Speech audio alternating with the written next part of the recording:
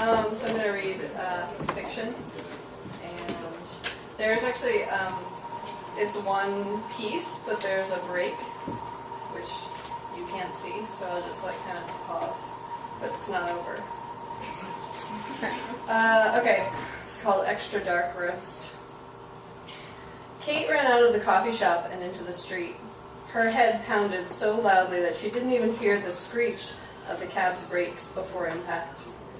A dull thud sounded as its bumper hit her left hip, launching her body into the air. For a moment she hung, weightlessly it seemed, in a high arc above the traffic and freshly paved blacktop. The pounding of jackhammers softened to a distant hum. Conscious that she would soon land on the hard, unforgiving road surface, Kate expected her life to flash before her eyes. Wasn't that how it was supposed to happen? But it didn't.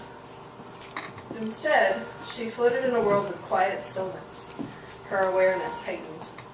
She could feel the scene below without seeing it. The cab screeching silently to a halt. The woman on the corner, mouth open in a mute scream. The crowd at the bus stop gasping in unison. It was at once beautiful and terrifying. The thought occurred to her that, at least this way, she had won a little victory over fate. Sure, she would die, smashed against the asphalt. There would be a hard pop or a grotesque squish, and blood would leak from her in steaming rivers, ambulance and police sirens piercing the air. It was a shame that she would be the stain on that clean new road. But at least she wouldn't have to marry that uptight prick. She felt relieved by the thought, but the narrow escape from unwanted destiny, and a calm descended on her. Weightlessness began to fade, and gravity laid claim to her body, pulling her down back to the ground. Kate fell hard and fast. The sounds of pounding jackhammers, screeching brakes, crying bystanders rushed in, volume deafening. She let go and accelerated toward the hard blacktop behind the cab. That morning, Kate was dismayed to discover that her usual coffee shop was closed. The sign said, "Closed for renovations." Though there had been no mention of closure during the previous week, she'd been there every day. It was a sign, figuratively speaking, that this was going to be a bad day. She was sure of it. She walked 3 blocks up the street to her quaint little neighborhood, past a road crew that pounded the asphalt in preparation for paving. The smell of tar lingered all the way to the corner, where the crew had been the day before. The finished blacktop there looked warm, soft enough to lie down and curl up in. Instead, she turned to the Coffee Co. She hated Coffee Co. and all chains. Their Java was thick like the tar that clogged the paving machines. Their scones were stale, too. Kate joined the endlessly long line and waited as people ordered drinks in paragraphs. The man in front of her was dressed in a black pinstripe suit.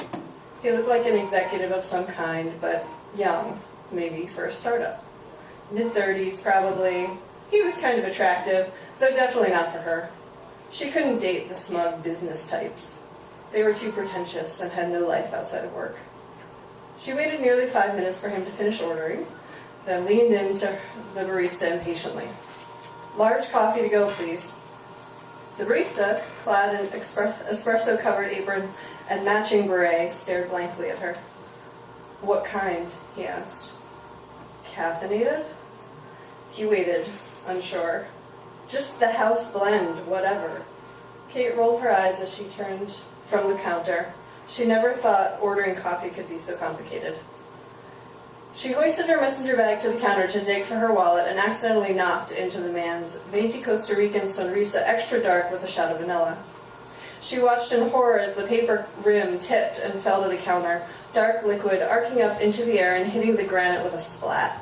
Black liquid spread across the surface in one smooth wave. "Oh, shit," Kate looked at the man in the barista. Sorry. I'm so sorry." The man in the suit shook droplets from his hands and glared. Dark stains mottled his blue tie and white shirt, where the liquid had run over the counter's edge, cascading onto the floor. Kate grabbed at the stacks of brown recycled paper napkins and handed some to him. The rest she threw into the steaming black ocean, engulfing glass jars of almond biscotti and molasses cookies. "Oh, whoa, the day-olds," shouted the barista, as the black tide charged toward a wicker basket containing hardened blueberry scones and crusty morning glory muffins. 2 more baristas threw down soiled rags to sandbag the flood. Kate grabbed for more napkins, taunted by the laminated white label stating, "Please take only what you need." She needed them.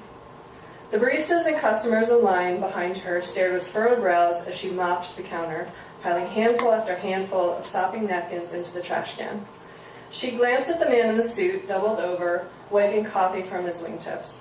"I'm so sorry about this." "Yeah, whatever," he continued, buffing with vigor. She paused her frantic cleaning. What a pretentious asshole. This was exactly the reason she hated coffee cups. They were chock full of self-important people who expected to live in a universe where accidents did not happen. At least, to them. She wanted to walk out with her still full coffee right then. Still, there was karma to consider. Perhaps she could reverse the bad day curse. "Let me buy you a replacement," she offered.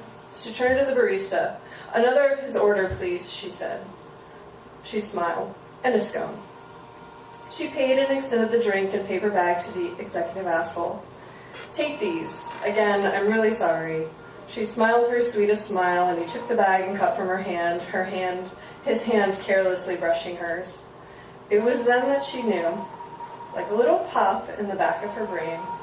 She had felt it before, the first time she met Lyle and later Eric, serious boyfriends from her past.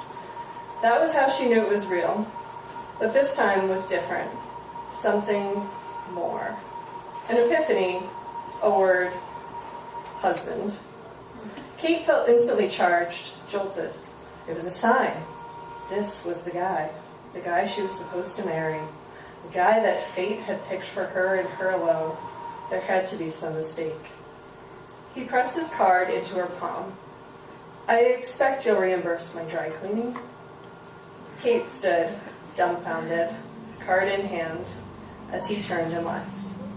She thought she was screaming, but no sound came out. The room closed in, air hot and stifling, the noise of coffee grinders deafening. She felt an urgent need for fresh air and ran out the door, leaving her large coffee, full and steaming, on the counter. That's it.